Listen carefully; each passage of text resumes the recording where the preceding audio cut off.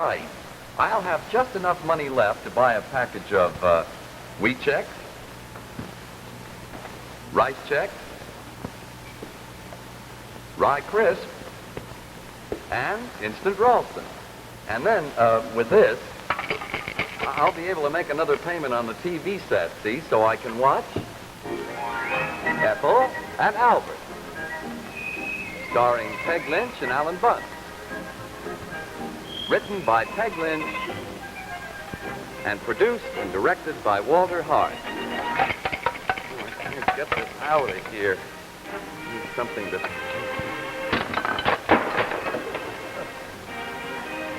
Oh.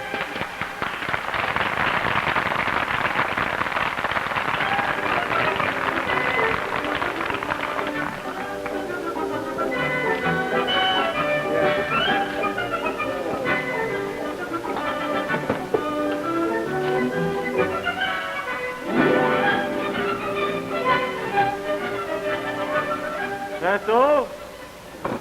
Ethel!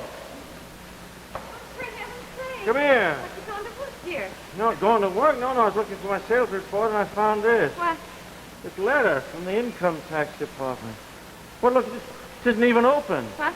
When did this come? No, dear, I don't know what it is. Honestly, you with your passion for just swooping things off the desk, you probably just jammed this into a drawer and... Don't get so excited. It isn't April 15th. You've got plenty of time.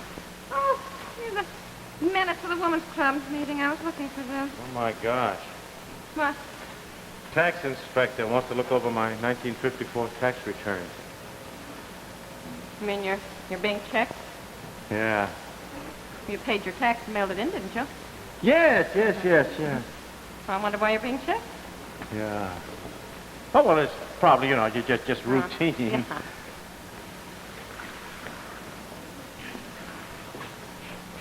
Think maybe you put down a little too much for charity? No. I give to charity. I mean, you're allowed to take off so much. Think maybe you stretched it a little? Perfectly honest about the whole thing. Well, maybe you think you took off too much for business expense? No. I tell you, it's probably just a routine check. Well, there must be something they're questioning. He's probably questioning why I got this 2 weeks ago and didn't call him. Honestly, you with your mania for just cleaning off the top of this desk, Look, it's after 9. Maybe I better call him right now.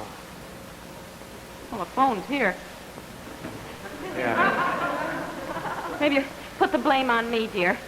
Say that the letter came about 2 weeks ago, and I put the letter in a desk drawer. Maybe it'd be kind of amusing telling about it.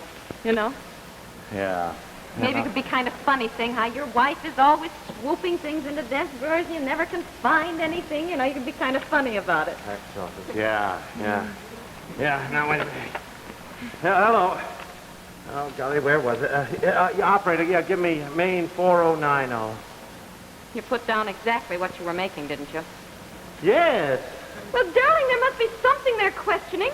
I mean, what'll they do to you if there's something wrong? I mean, will they make you pay a fine or go to prison? Or both? Hello. Yes. Now, look, this is Albert Arbuckle, and I got a letter from your department a couple of weeks ago, and it got misplaced, and, well, I just found it. And Tom, it's my fault. Yes, and I want... All right. What did he say? It's a girl at the switchboard. Oh. She's connecting me with somebody else. Oh, I can tell it was my fault. Yeah. Hello. Hello, sir. Yes. Now, look, I got a letter from you people a couple of weeks ago, and it got misplaced. Apparently, it was about a tax inspection. Tell it was my fault. Yes, and yes, Arbuckle. Albert Arbuckle, 13 Apple Tree Lane. Yes. Yeah. All right, yeah. He's looking up the letter. Oh, They probably want to send somebody out here to the house, How about Wednesday night? That ought to be all right, huh? You better have him out tonight. Tonight? Well, not having called him for 2 weeks, you put the man off. Maybe he'll think, that you're fixing the books. Yeah. Hello. Yes. Tell him any time is all right so he doesn't think, there's anything crooked. Hello. Yes. Anytime. Yes. Yeah, tonight be fine? Want to ask him for dinner? I could bake a cake. Hello. Yes. 8:30. 8:30 would be fine. Yeah, all right. Thank you very much, sir. Well, that's it. Come on. I gotta have all my canceled checks, my check stubs, all my sales receipts. I gotta have everything that shows how much money I spent in 1954. Come on, let's head for the attic. Well, here's the record book for account book for 1954, but I cannot find the canceled checks, dear. Just anywhere, honestly, you know, it really makes me kind of mad, the government wanting to know about 1954. Yeah, well, I know. Well, it's the law, If they darling. want to know about 1954, why don't they come around in 1954 instead of making us prowl through the attic looking for check stubs, check blanks? I'm right in the middle of house cleaning. Darling, the government doesn't care that you're in the middle of house cleaning there. Look, darling, look. My old Boy Scout hat, for Pete's sake. Why do we have to have sales slips? Well, I don't know, darling. That is what the man said. You mean to tell me that President Eisenhower is interested in my buying a nylon blouse for $6.95 in 1954? Darling, President Eisenhower is not interested in your nylon blouse. It's the tax department that we are dealing with. Yeah. Oh, golly, look at the time. I am due at the office. I'm going to be late. I got a man... All right. Run along, run along. I'll spend all day in the attic if necessary looking for things. Yeah. Oh, great. Yoo-hoo, Ethel. It's just me. I brought over some samples from my new draperies. I want to see what you think.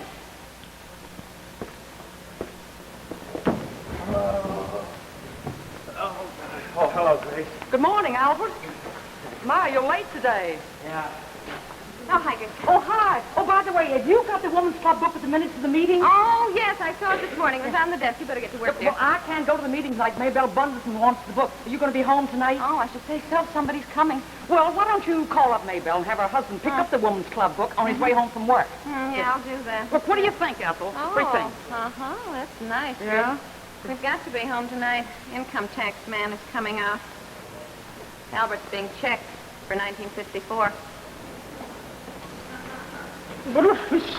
Just a routine check, for Pete's sake. Uh-huh. I mean, it's something that can happen to anybody. Oh, sure.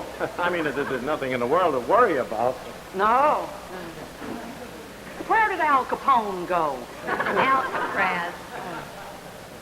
But that was for tax evasion, Grace. Oh, I know. I just always think of Al Capone when anything funny comes up about taxes. Yeah, I know, I do too. But Albert hasn't done Oh, of anything. course not, Ethel. I know Albert is as honest as the day is long. And I don't blame him for wanting to impress the tax man that he is. But if you want my honest opinion, I just don't think that thing is going to do the trick. What thing? Wearing a Boy Scout hat. Oh! Oh, here. Albert!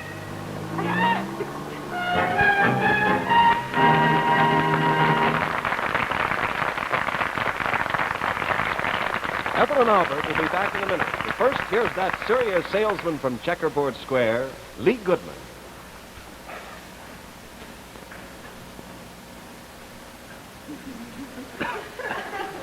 Gee, everybody's so happy these days, at least in the advertisement. So, I'm going to cheer up and say, put a smile in your smorgasbord with Rye Crisp, the smorgasbord cracker that puts a chuckle in the cheese, a ho-ho in the sardines, a har-har in the ham, and yocks in the lox. Yes, sir. Now, for instance, Rye Crisp will positively tickle the soul of a slice of smoked salmon, just like this. And the same goes for other smorgasbord treats like, like ham and cheese and sardines and all the other good things that traditionally go on rye. For here in Rye Crisp, you have the flavor of crisp 100% whole grain rye in its most munchable, crunchable form. Oh, and try this for a kick. A snack on some lightly toasted Rye Crisp. It's the most in toast. And in calories, Rye Crisp is the least. Only 20 in a whole cracker. So, get happy. Get Rye Crisp, the smorgasbord cracker in the checkerboard package. Smile when you say that, partner. Okay, Rye Crisp.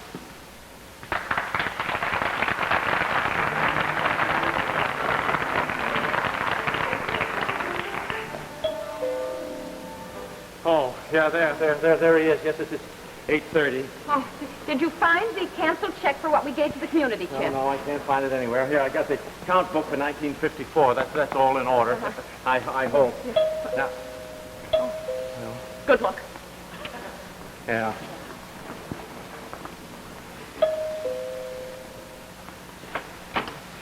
Oh, good evening. Good evening, Mr. Arbuckle. Yes, will you come in? Thank you. Had a little trouble finding the house. Oh, is that so? I guess I should have turned the porch light on for you. I'm sorry. Oh, this is my wife. How do you do? Now, may I take your coat? Let me take your hat. Yeah, how about making some coffee for the gentleman? It's kind of cold out. No, thanks anyhow. Oh, yeah, won't you sit down? Thank you.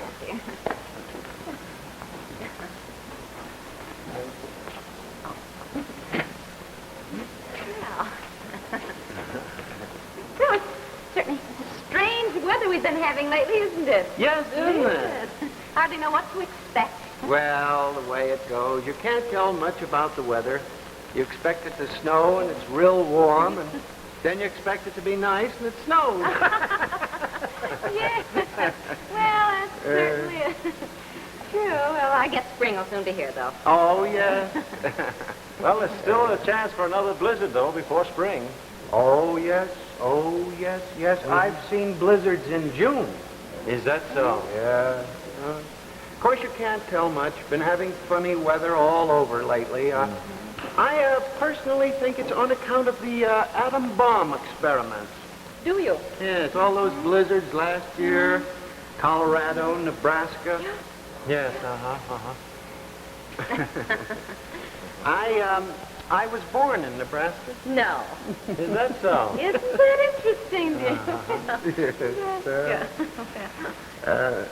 Really, it's very pleasant talking to you, but I really can't stay. Oh? No, I just thought I'd pick up the book and be on my way. I'm a little late tonight. Haven't even had dinner. Oh, you want to take the records along with you? Oh, yes, sure. Well, that's the idea, I guess. Oh, yeah, well, that's all right, yes. I guess, though, there's some things I ought to explain to you. Now, here's the complete record for 1954. Now, here, this is my total income for 54. What? My total income for 1954, listed right here. Here. Oh, well, that's pretty nice. Yeah, well, that's my gross income, of course. Yeah, well, that's all right. You're doing fine. Well, anyhow, I've listed my deductions right here, business expenses and all that, you see. And, well, I think you'll find everything in order. We're awfully sorry about the letter. It's really all my fault. It came about 2 weeks ago, and I guess I just shoved it in the drawer by mistake. Dear. Well, I felt I should explain because he would have called you. 2 weeks ago. Well, darling, really. it doesn't really matter. It's all settled now, you know. Right. Well, here you are, sir. Here's the account book. I guess I don't have it quite as well organized as a regular accountant would, but I think you'll find it in pretty good order. You know, it's quite a job making out one of these income tax returns. Oh, you're telling me. Now we got another coming up. Yeah. Well, I guess it makes quite a bit of work for you.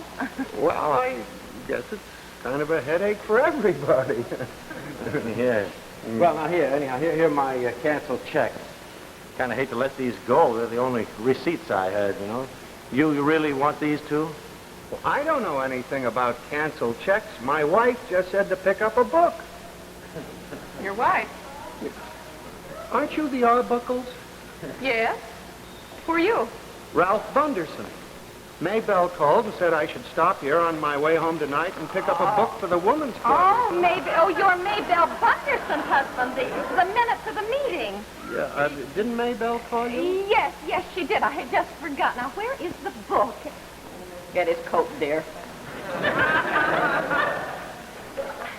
Well, here's the book. We're kind of in a dither tonight. The tax man is coming out. Tax man? Albert's being checked for 1954. Oh? Just routine, of course. Uh-huh. Maybe you took off a little too much for entertainment, huh? Well, thank you. Tell Maybelle I'm awfully sorry. It was very nice to meet you, Miss Bunderson. Good night. Well, don't look at me. I forgot he was coming. That man must have thought I was crazy, standing there telling him how much money I made in 1954. All right. Now, did you find, never mind that now, did you find the canceled check for the community check? No, I can't find it. Honestly, it makes me so nervous. They're always so suspicious if you put down too much for charity. What if he questions you? I'll tell him I've lost it, which I apparently have. I just can't help it. There's checks and things for other charities. Here's the list right here. Oh. Well, I certainly wish the Reverend Sheridan could see what you put down for contributions to the collection plate. Now, look, I'm going upstairs and look at the box in our closet. There's some canceled checks in there. Oh, golly. Meantime, you look at the check file again. All right, okay. Oh, yes.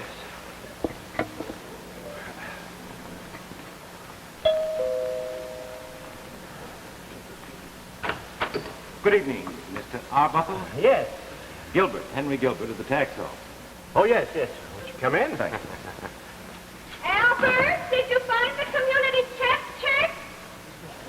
Well, no, dear. No, never mind. Well, just don't mention it at all. Maybe he won't even notice it. Dear? You can always tell the tax man that it was an out-of-pocket contribution. I think that's what they say. Well, never mind, darling. I'm coming right down. And tell the tax man that you just handed over some cash for charity. And there isn't any way he can check on you. That's what a lot of people do. What's the matter with you?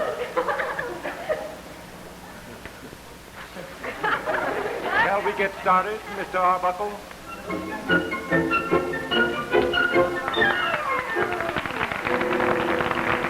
Well, there, you see? What did I tell you, darling? Everything is all right, huh? Yeah, sure. Just a routine check. Everything seems to be in fine order. Well, thank you. I'm afraid my poor little wife thought she was going to have to visit me in prison. Sneak me a file in a cake. I wish they were all like your husband. Makes our work much easier when taxpayers keep nice, neat records. Do you find many people trying to evade their tax? Oh, no, indeed. You'd be surprised. Most people are fundamentally honest. Of course, sometimes in checking, we do find honest mistakes. Income they've forgotten to declare.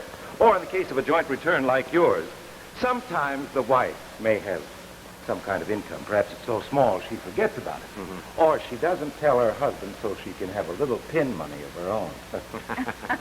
So as I'm leaving, I always ask one last question. Are you sure you have declared everything and you have no other income? Oh, positive. I'll be darling. Wish we did, huh? Yeah. Well, good night. Good night, sir. Good night. Could I talk to you for just a minute? Why, yes, surely. I don't want my husband to know about this, but I do get some money from the upstairs rent of a house, and I cook and bake and sell things, and I just wanted to ask you one little question. Would that be called income? You cook and bake and sell things. Mm-hmm. And you collect rent money. Yes, and I was just wondering, would that be called income? Yes, that would be called income. Uh-huh. Well, I haven't said anything to Albert about it. It's kind of a secret little nest egg I've hidden away. I've been accumulating it for some time in case he, loses his job or something. Yes, Huh? it's very nice of you. Thank you. May I ask just how much have you accumulated? Well, I think I'm doing very well. I've got about $1,125.33. I'm building it right up.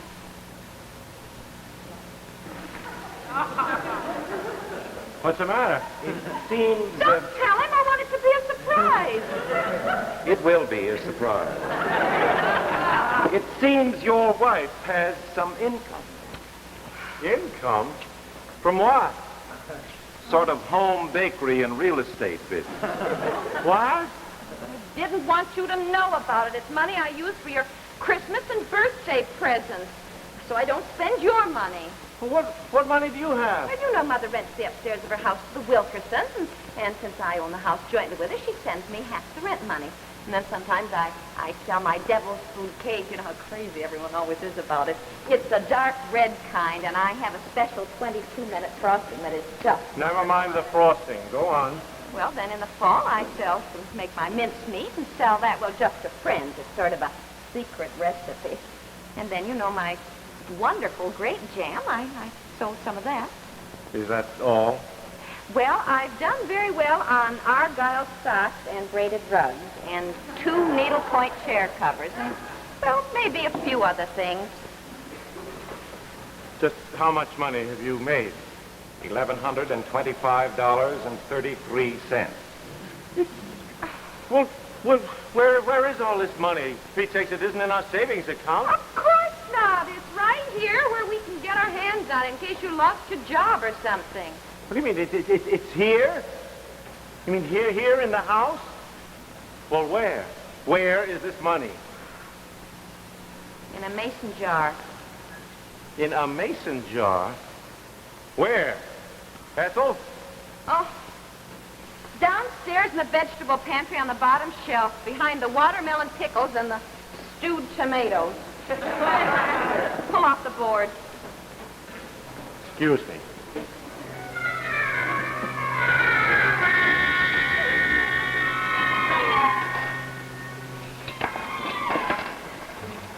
Naturally, you will have to file amended returns for the years since you started this. And it's also possible, Mr. Arbuckle, that you will find yourself in a higher tax bracket. Also, there is accumulated interest dating from the day when you should have filed this income, 6% a year. Not to mention other penalties that might be imposed. Of course, you realize, Mrs. Arbuckle, that we have to determine how much of this is income for the year 1954, which is the year we're investigating. For the moment, let us discuss 1954.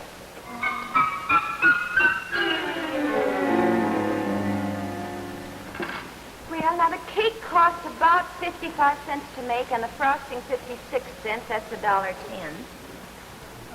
And I sold the cake for $2.50 each, and I sold about a cake a week. 52 cakes at $2.50. Now, the mincemeat, well, about $4 for meat, and I make about 2 gallons of mincemeat at a time. The last batch didn't turn out too well because the apples were just a little bit too sweet. You really need tart apples for mincemeat, and if you can't get them, put in a cup of vinegar. Dear, the man really doesn't care how you make mincemeat. Well, he wants the expenses for 1954, and if I use vinegar, which I did last time, that would be about 10 cents. Thank you. How much mincemeat did you make in 1954? Roughly? Anyway. Well, about 32 quarts, and I sold it for $1.02. Why the 2 cents? Stamps. Stamp. I've been wondering for years why I didn't like mincemeat. It's got stamps in it. No, I mail out postcards to my friends telling them I've made it to come and get it. Oh. Well, now, you say you have $15 a month rent from your mother's house? Yes. Do you have any expenses in connection with this jointly owned house? No. What do you mean, no other expenses? But that was the year that I paid for a new roof for your mother's house for Pete's sake, $350. What do you mean, no expenses? Oh, yes, all right. I just didn't think of that as an expense yet. What do you mean? Mother didn't ask you for the money. You offered it. And I'm sure if she knew you felt this way about it, she wouldn't have taken 1 red cent. Darling, I don't begrudge your mother the money. I simply said that is an expense. What? And that was the year that I paid for new brass pipes for the plumbing. I paid for wallpapering for the downstairs. I tell you, every year it's something. Mother never asked you for a penny. She has I never didn't say she did. I just said these are the... think I'll be running along. I just remembered my mother-in-law is visiting us, and I promised to take them to the movie. Now, don't you worry. You just bring all this stuff along and come down to my office tomorrow morning. I didn't realize you had so many expenses in connection with that house.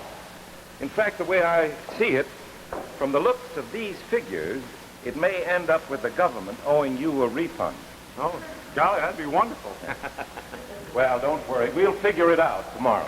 Well, I'm terribly sorry about the whole thing. I don't know why you two are making such a fuss about it. I simply saved you some money, darling, you didn't know you had. And I'll tell you this much, there isn't a woman in the world that doesn't have a secret nest egg somewhere, no matter how small. Not my wife. I keep track of every penny in my house.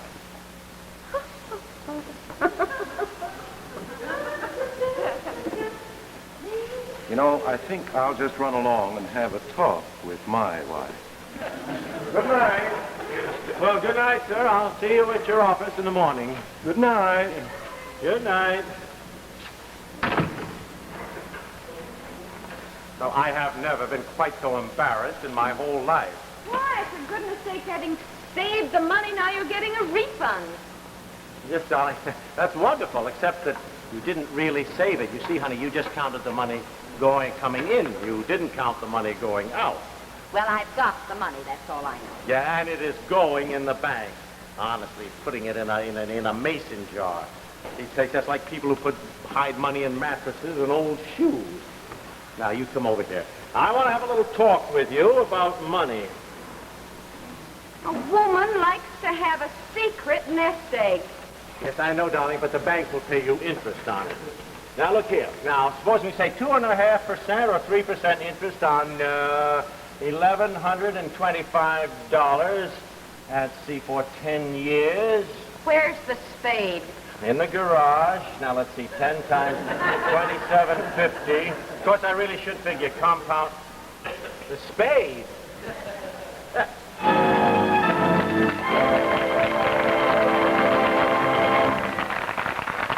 And now, before Ethel and Albert return, here's Lee Goodman from Checkerboard Square with some food for thought. Do you believe in food for breakfast? Well, most authorities do. And if you're a grown-up, I think you will agree. Yes, sir.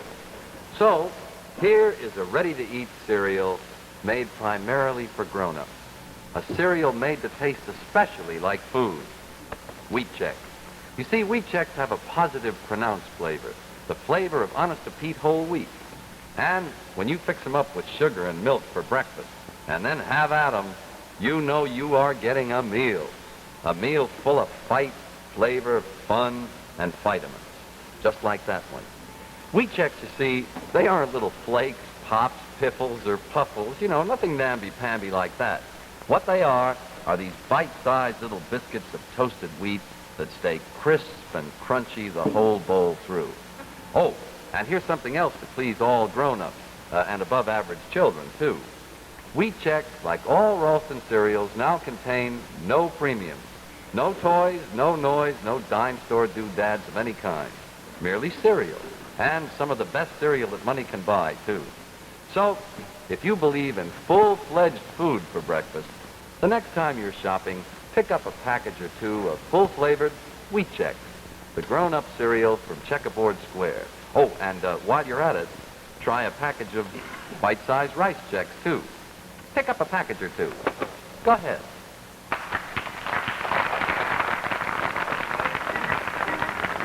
Tonight's play on the income tax and other Ethel and Albert scripts may now be purchased at Samuel French, New York.